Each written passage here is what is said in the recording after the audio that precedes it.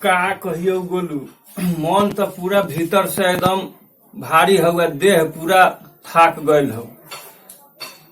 लेकिन तो पर भी बिहान हम साँझ के ससुरार जैबे करम। ससुराल जेब भौजी मेहरारू रहुआ घरे बाड़ी और रउरा जब सास के ससुराल देखा कारण बुझब तब नु पता कुछ चली। कोनो हम अंतर्यामी हई कि ज्योतिषी हई कि हम जानम को हम तब न जानम। तो कह तारे तो सुन, अवगार बाबा के घर ससुराल में एगो छोट साली हई, हाँ आ एगो सार हई, हाँ कहीं और सरऊ के बियाह नइखे हो। हाँ अभी अवगार बाबा के भग जेबा से जाग गइल बा, यही से जाए के चाहत बारन। इहे बात बा, हमरा त भी मालूम चलल ह।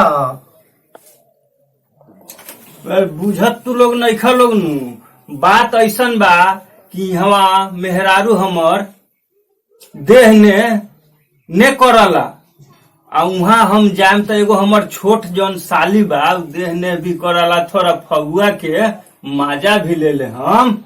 मजा ले ले भी जाता। सुने बानू ठीक बात तब जा हो बहेंगौ सरऊ, तो पढ़ लिख के इहे पर वचन करल है, कथा रामायण बचल ह। तोरा बुद्धि के हमरा था चल गए, तू कतना में 12 से। पान साहब आवेला लहन आवते हो इनकर पंचायत तो पंचे साहब नु करी है। मुखिया जी तो मछली मारता गंगा जी तो। अच्छा तब पंच साहब तो आइए गए। प्रणाम पंच साहब। प्रणाम प्रणाम प्रणाम। आई का बात है? पंचायती करे लबा। अच्छा पंचायत करे लगा। अभी देखी अवगार बाबा कहता रह कि हमार भग जाग गए। अब इनकर भग जागल बा कि भाग जागल बा, अभी रउए फैसला करी सरपंच साहब, ये का जागल बा। अरे तो बाबा के अवगार बाबा के पंचायत के करी? अवगार बाबा तो तनी मनी पढ़ लिख लेलन, आए टाइम बोललन, पोथी उल्टा पढ़ के प्रवचन करे लागलन, उल्टा रख देवलन, तब का करी?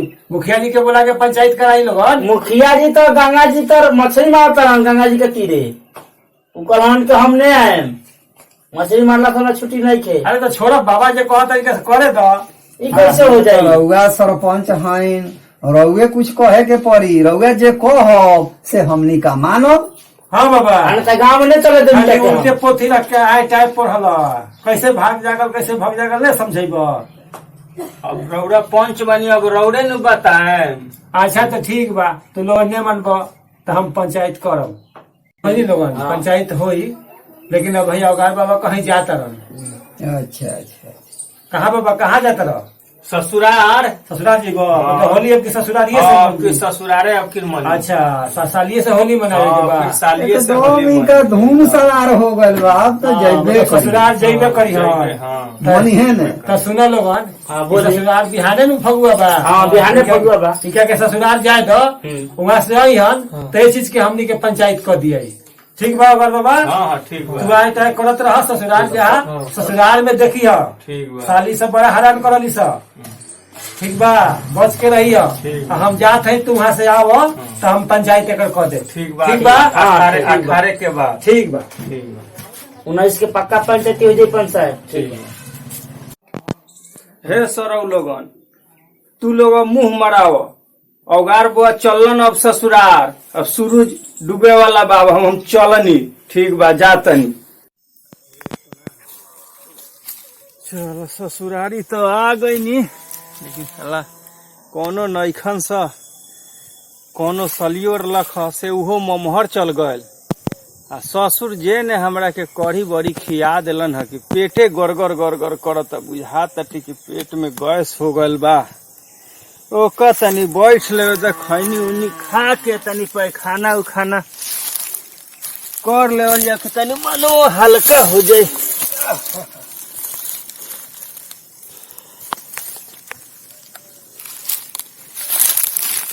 तो ससुरारी में कोनो हईले नईखन स, आ फगुआ खेले आ गईनी। साली से सोचनी है कि तनी सुन रंग उंग खेल ले, हम साली हईले नहीं खे। आ ससुर रहलन है तो ससुर खिया दिलन है कढ़ी बड़ी पेटे खराब हो गल बा, गैस नियर बन गल बा। गैस से बन गल बा, गैस निकलत नइखे। तनी पैखाना करम तब जाके गैस निकली। अच्छा तनी खैनी उनी खा के ओकरा बाद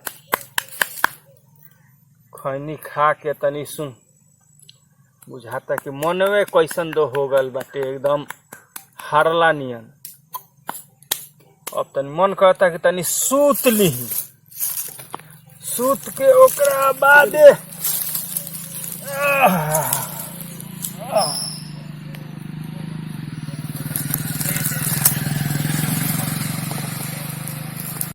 तनिके देख तो सुत गल हमन नु तो पानिया ले ले आ। लोटा है लोटा।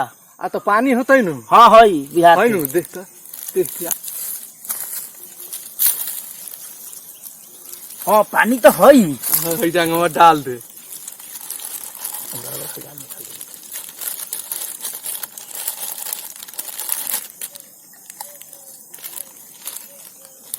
नीचे को हुई धो दिए अपने अगर बो जाई है। अरे क्या कर दे रे लोटा में पानी डाल के टांगवा डाल ले तो टांगवा डाल लिया तो गान कर जाई है नु। हाँ तो वहां जरा फिर ली है और पानी छू है तो गार लाल हो जाए। गान रंग भी इनको। हाँ। चल चल चल चल भाग भाग भाग में तो गरवा जाग दी भाग भाग आल बस ससुरार बड़ा सुतार पड़ाइल हम सब। अनी पे खाना करे मनवे कैसन दो हो गल लखनी ने चल तनी खाना कर के ओकरा बाद जाल जाए देखल जाए कि का हो रहल बा ससुरारी में, देख के आवल जाए।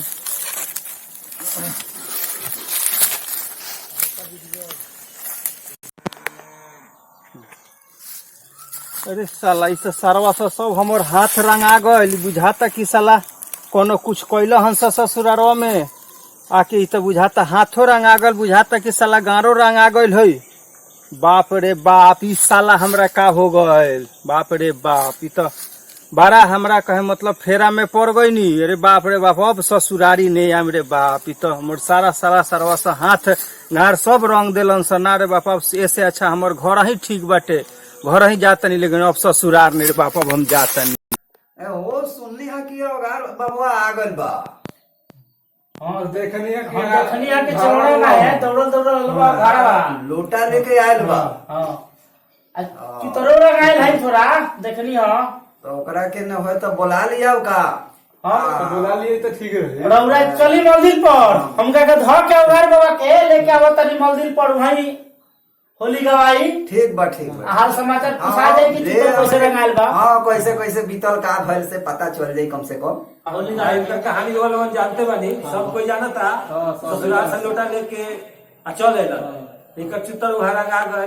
अब हम यहाँ के सब कल मना के ले आई कि चलो होली बा, होली में हमनी के फगुआ गावल जाई। जौन भाई सोन भाई बुरा न मानो होली है, बुरा न मानो होली है। तो हमनी के यही पर एगो होली बा हमनी के गावत है, आशा बरवन के अच्छा लगे।